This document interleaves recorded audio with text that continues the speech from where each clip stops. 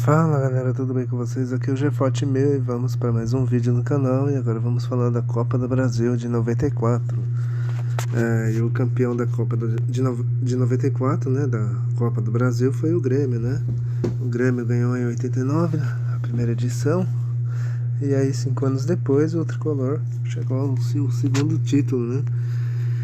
No ano de 94. E essa conquista começou a moldar um time que seria a cara daquele Grêmio, né? Dos anos 90, né? Um time copeiro, um time competitivo, um time cheio de raça, né? E começou tudo ali na Copa do Brasil de 94. Naquele ano o Grêmio apostou em Luiz Felipe Scolari, né? O Felipão, que na época para muitos era desconhecido, né? Só que o Luiz Felipe já tinha ganhado a Copa do Brasil em 91, né, com o Criciúma, né, e só que no Grêmio ele chegou sem muitas expectativas, né, da torcida, né. O único lembrete até então da torcida era ele treinando o time em 87, né, quando o Grêmio foi campeão gaúcho e o Luiz Felipe era o técnico. Só que a partir de 94 em diante o Felipão, né, se tornaria um homem vencedor, tal, e enfim. Depois viraria técnico de outros times, dirigiria a seleção brasileira, tal, e etc.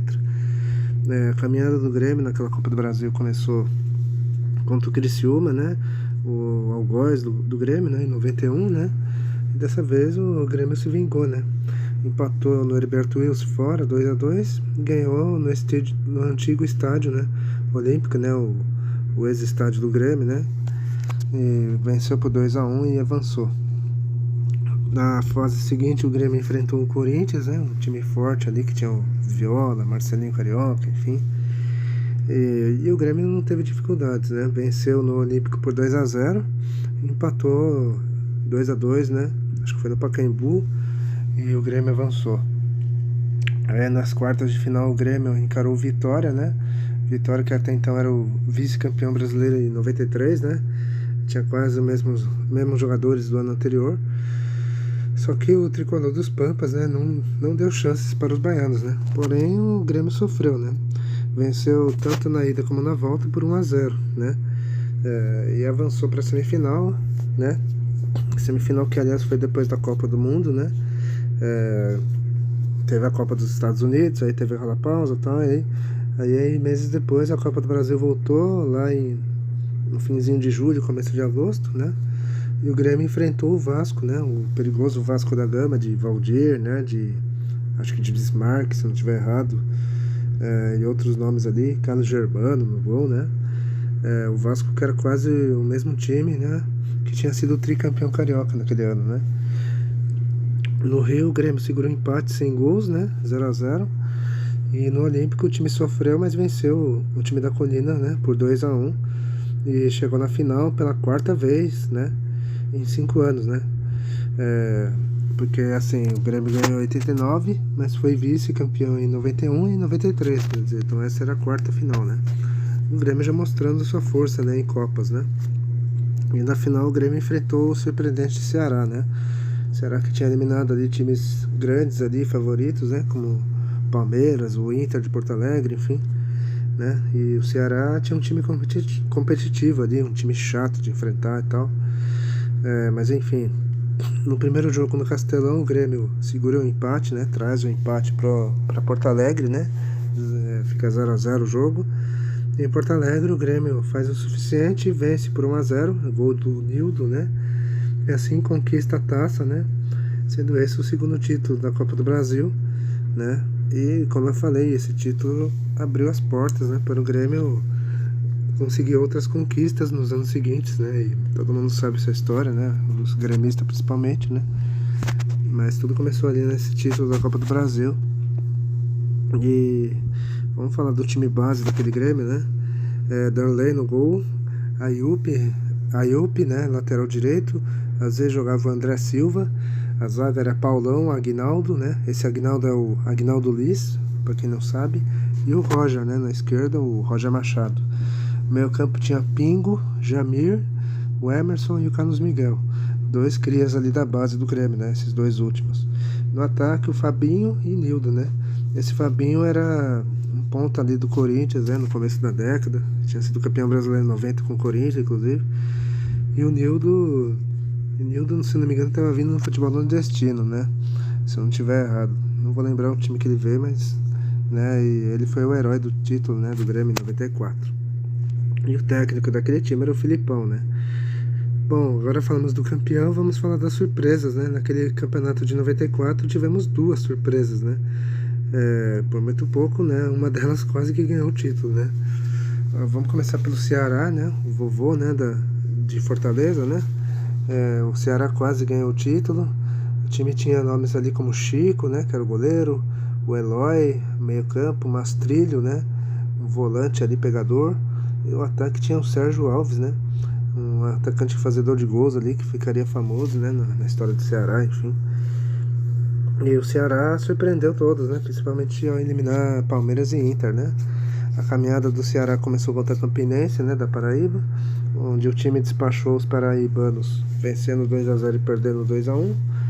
E aí nas oitavas o Ceará encarou o Palmeiras, né? O poderoso time da Parmalat, com vários craques de seleção, enfim, né? No Castelão em Fortaleza, empate sem gols, né? E todos achavam que o Palmeiras ia golear na volta, né? Só que não foi nem bem assim, né? O Ceará, com muita vontade, com muita raça, surpreendeu, né? Empatou 1-1, né? No Palestra, né? E como o gol fora era critério, né? O Ceará eliminou o time de Avair, Edmundo, Veloso, enfim, Vanderlei Luxemburgo, técnico, enfim, aquele timaço do Palmeiras. E nas quartas o Ceará enfrentou outro gigante, né? O Inter de Porto Alegre. E o Ceará venceu em Fortaleza 1-0. No Beira-Rio o time sofreu, mas perdeu, né? Perdeu de 2-1 e como fez gol fora, se classificou. Na semifinal, um duelo de zebra, simplesmente. Ceará contra o Linhares do Espírito Santo. E o Ceará parecia que se dava melhor fora de casa do que dentro, né? Tanto que no jogo de ida empatou sem gols, né? De novo, né? O time só não conseguia fazer o placar em casa.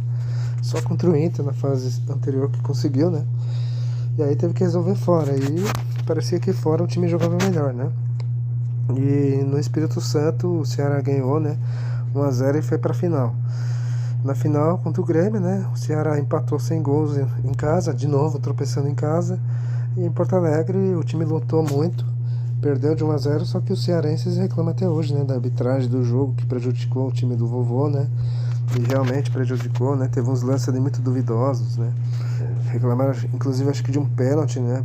Do Ceará ali no segundo tempo, enfim. Só que o Godoy mandou seguir, enfim, né? E é isso, né? Apesar disso, ficou marcada, né? Essa campanha do Ceará na Copa do Brasil. O time de 94, né? Do Ceará é um dos times muito conhecidos, né? Pela torcida e tal, por causa dessa campanha. Agora vamos falar da outra surpresa, que foi o Linhares, né, do Espírito Santo, né? O time capixaba fez bonito também, né?